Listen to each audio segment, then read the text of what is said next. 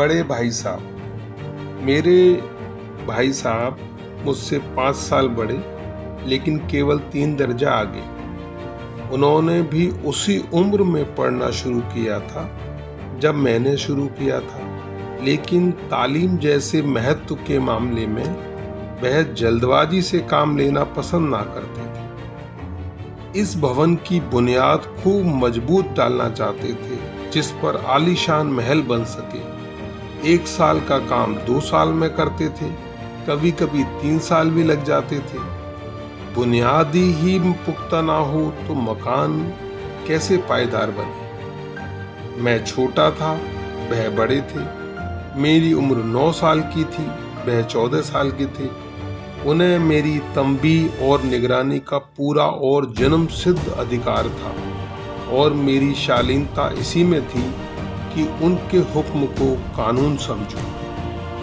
वह स्वभाव से बड़े अध्ययनशील थे, हरदम किताब खोले बैठे रहते, और शायद दिमाग को आराम देने के लिए कभी कॉपी पर, किताबों के हाशियों पर चिड़ियों, कुत्तों, बिल्लियों की तस्वीर बनाया करते थे। कभी कभी एक ही नाम या शब्द या वाक्य 10-20 बार लिख डालते, कभी एक शेर को बार बार सुंदर अक्षरों में नकल करते, कभी ऐसी शब्द रचना करते जिसमें ना कोई अर्थ होता, ना कोई सामंजस्य। मसलन एक बार उनकी कॉपी पर मैंने एक इबारत देखी, स्पेशल, मीना, भाइयों भाइयों, दरअसल भाई भाई, राधे श्याम, श्रीयुत राधे श्याम। 1 घंटे तक। इसके बाद एक आदमी का चेहरा बना हुआ था। मैंने बहुत चेष्टा की कि इस पहेली का कोई अर्थ निकालूं, लेकिन असफल रहा और उनसे पूछने का साहस ना हुआ। वह 9वीं जमात में थे, मैं 5वीं में। उनकी रचनाओं को समझना मेरे लिए छोटे मुंह बड़ी बात थी। मेरा जी पढ़ने में बिल्कुल ना लगता था। 1 घंटा भी किताब लेकर बैठना पहाड़ था। मौका पाते ही हॉस्टल से निकल मैदान में आ जाता और कभी कंकड़ियां उछालता, कभी कागज की तितलियां उड़ाता, और कभी कोई साथी मिल गया तो पूछना ही क्या। कभी 4 दीवारी पर चढ़कर नीचे कूद रहे हैं, कभी फाटक पर सवार उसे आगे पीछे चलाते हुए मोटर कार का आनंद उठा रहे हैं। लेकिन कमरे में आते ही भाई साहब का भय रौद्र रूप देखकर प्राण सूख जाते। उनका पहला सवाल यह होता, कहाँ थे? हमेशा यही सवाल इसी ध्वनि में हमेशा पूछा जाता था, और इसका जवाब मेरे पास केवल मौन था। ना जाने मेरे मुंह से यह बात क्यों ना निकलती कि जरा बाहर खेल रहा था। मेरा मौन कह देता था कि मुझे अपना अपराध स्वीकार, और बड़े भाई साहब के लिए उसके सिवा और कोई इलाज ना था कि स्नेह और रोष से मिले हुए शब्दों में मेरा सत्कार करें। इस तरह अंग्रेजी पढ़ोगे तो जिंदगी भर पढ़ते रहोगे और एक हर्फ ना आएगा। अंग्रेजी पढ़ना कोई हंसी खेल नहीं है कि जो चाहे पढ़ ले। नहीं, ऐरा गैरो नत्थु खैरा सभी अंग्रेजी के विद्वान हो जाते। यहाँ रात दिन आंखें फोड़नी पड़ती हैं और खून जलाना पड़ता है, तब कहीं यह विद्या आती है। और आती क्या है, हाँ कहने को आ जाती है। बड़े बड़े विद्वान भी शुद्ध अंग्रेजी नहीं लिख सकते, बोलना तो दूर रहा। और मैं कहता हूँ, तुम कितना भोंगा हो कि मुझे देखकर भी सबक नहीं लेते। मैं कितनी मेहनत करता हूँ, यह तुम अपनी आंखों से देखते हो। अगर नहीं देखते तो यह तुम्हारी आंखों का कसूर है, तुम्हारी बुद्धि का कसूर है। इतने मेले तमाशे होते हैं, मुझे तुमने कभी देखने जाते देखा है?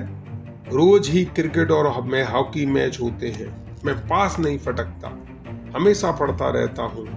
उस पर भी एक एक दर्जे में 2-2, 3-3 साल पढ़ा रहता हूँ। फिर भी तुम कैसे आशा रख करते हो कि तुम यूं खेल कूद में वक्त गवाकर पास हो जाओगे? मुझे तो 2 ही 3 साल लगते हैं, तुम उम्र भर इसी दर्जे में पड़े सड़ते रहोगे। अगर तुम्हें इस तरह उम्र गंवानी है तो बेहतर है घर चले जाओ और मजे से गुल्ली डंडा खेलो। दादा की कमाई गाड़ी कमाई के रुपए क्यों बर्बाद करते हो? मैं यह लताड़ सुनकर आंसू बहाने लगता। जवाब ही क्या था, अपराध तो मैंने किया, लताड़ कौन सही। भाई साहब उपदेश की कला में निपुण थे, एक एक लगती बात करते, ऐसे ऐसे सुख की बाण चलाते कि मेरे जिगर के टुकड़े टुकड़े हो जाते और हिम्मत टूट जाती।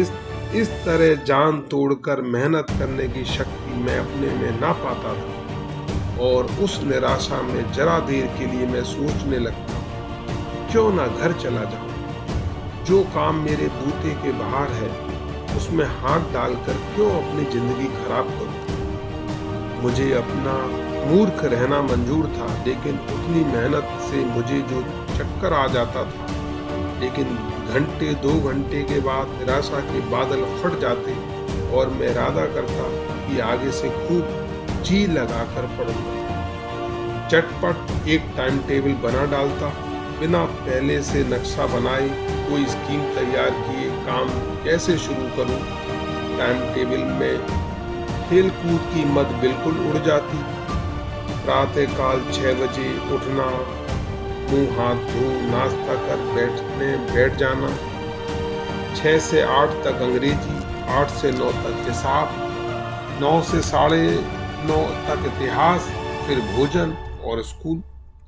3:30 बजे स्कूल से वापस होकर आधा घंटा आराम, 4 से 5 तक भूगोल, 5 से 6 तक ग्रामर, आधा घंटा हॉस्टल के सामने ही टहलना, 6:30 से 7 तक अंग्रेजी कंपोजिशन, फिर भोजन करके 8 से 9 तक अनुवाद, 9 से 10 तक हिंदी, 10 से 11 तक विविध विषय, फिर विश्राम।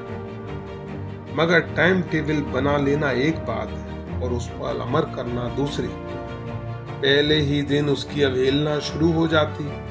मैदान की वह सुखद हरियाली, हवा के हल्के हल्के झोंके, फुटबॉल की वह उछल कूद, कबड्डी के वह धाव घात, वॉलीबॉल की वह तेज और फुर्ती मुझे अज्ञात और अनिवार्य रूप से खींच ले जाती और वहां जाते ही मैं सब कुछ भूल जाता। वह जानलेवा टाइम टेबल, वह आंख फोड़ पुस्तकें किसी की याद ना रहती और बड़े भाई साहब को नसीहत और फजीहत का अवसर मिल जाता। मैं उनके साये से भागता, उनकी आंखों से दूर रहने की चेष्टा करता, कमरे में इस तरह दबे पहुंच आता कि उन्हें खबर ना हो।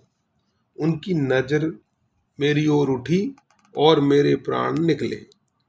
हमेशा सिर पर एक नंगी तलवार सी लटकती महसूस होती, फिर भी जैसे मौत और विपत्ति के बीच भी आदमी मोह और माया के बंधन में जकड़ा रहता है।